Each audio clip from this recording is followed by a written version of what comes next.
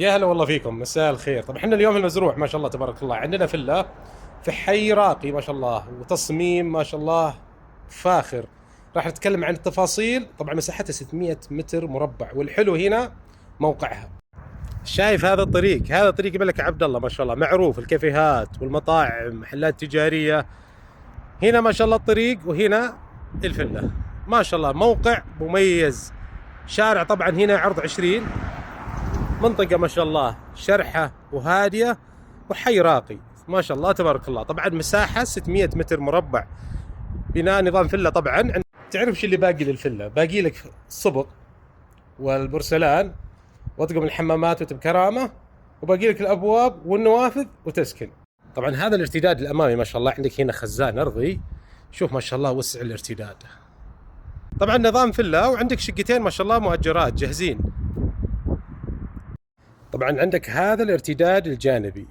الآن راح ندخل وراح نتكلم عن جميع التفاصيل. طبعا شوف هنا أول ما تدخل، طبعا ترك هذا كله راح ينشال، باقي له تشطيبات. هذا مجلس وما شاء الله، شوف الجبس جاهز راكب في السقف. عندك هذا المجلس ما شاء الله واسع ومطل على الارتداد الأمامي. وعندك هنا هذا يدخلك على طول على صالة الطعام، وهنا عندك دورة مياه وتبكرامة تخدم المجلس. هنا ما شاء الله هذه صالة الطعام. طبعا شوف التسليكات جاهزة للسباكة والكهرباء ما شاء الله. طبعا إذا طلعت من صالة الطعام، طبعا هنا الصالة، شوف ما شاء الله مساحة الصالة، شرحة، ملعب ما شاء الله تبارك الله. وهنا عندك غرفة نوم، وهنا عندك دورة مياه تخدم غرفة النوم ما شاء الله تبارك الله. شوف الصالة، طبعا هنا عندك مطبخ مفتوح على الصالة، وعندك هذا الدرج يوديك للدور الأول، وعندك هنا ما شاء الله عندك دورة مياه تخدم الصالة. عندك طبعا هنا مدخل ثاني للصالة، الارتداد الجانبي ما شاء الله. شوف النوافذ واسعة مطلة على الارتداد الأمامي، ضوء الشمس. طبعا إذا ركبت نوافذ ما شاء الله يدخل لك من جميع الاتجاهات ما شاء الله. شوف المطبخ واسع ما شاء الله، جاهز التسليكات السباكة والكهرباء. طبعا هنا عندك مستودع، منطقة هذه تستغلها مستودع، وهنا ممكن تخليها منطقة غسيل ما شاء الله. طبعا تلاحظ عندك باب برضو مطلع على الارتداد الجانبي، يدخلك على طول على المطبخ.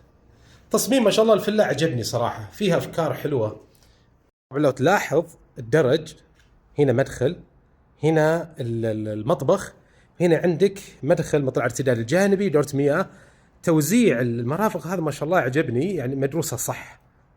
الآن بصعد معك فوق ونشوف نعمل تغطية للغرف النوم.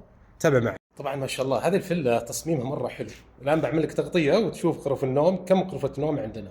طبعا هذا الدرج، وهنا عندنا الغرف طبعا موزعة. عندك هنا غرف، وهنا مجموعة من الغرف.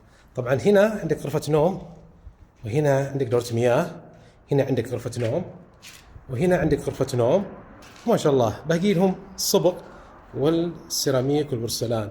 وهنا عندك غرفة صغيرة ممكن تخليها لعب الأطفال. وهنا عندك غرفة نوم ماستر ما شاء الله واسعة. وهنا عندك دورة مياه، وهنا عندك تخليها غرفة غسيل. وهنا عندك الدرج طبعا يساعدك للسطح. الآن نعمل لك تغطية. احنا خلصنا الآن تغطية بهذه الجهة، راح أعمل لك تغطية للجهة الثانية. ما شاء الله الفيلا واسعة. طبعا هنا ممكن تخلي لك منطقة خدمات. هنا برضو عندك ممكن تخلي هذا مطبخ، وهنا عندك دورة مياه، وعندك هنا غرفة النوم ما شاء الله. عندك هذا السطح شو مركبين له عوازل وجاهز. شوف تسليكات للمكيفات.